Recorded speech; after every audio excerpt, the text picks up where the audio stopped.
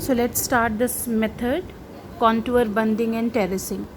Basically, contour bunding or terracing are the important methods to check soil erosion in hill slopes. So mainly in hilly areas, on hill slopes, this method is used, okay, known as contour bunding and terracing. In hill slopes, plugging of gullies, ravines and dissected areas and ravine lands are the methods to check soil erosion. As you can see, this is mountain slope area, okay, you can check it here. This is mountain slope, you can see these are the mountains, okay, and this is mountain slope area. So this area, you can see, it is converted into the terrace form, okay, into terraces. Why? So that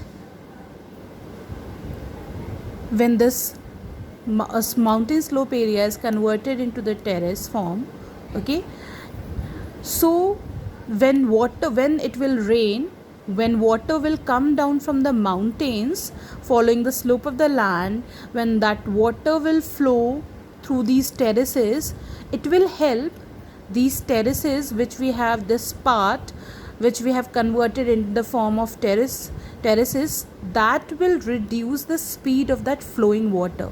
When water will move down from the mountain slope, these terraces which we have converted plain area into terraces, these terraces will help in reducing the speed of the flowing water, okay. So when the speed of the flowing water will reduce, we will be able to control the soil erosion also, okay. So when water will come down from the mountains, it is coming from with so much speed and flow, and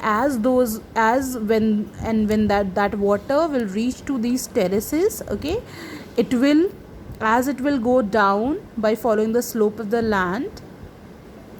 These terraces will help in reducing the speed of the water, as well as it will also check soil erosion. It will also help in controlling that increasing rate of soil erosion in this area. So this is the process, this is the method which is known as terracing, okay.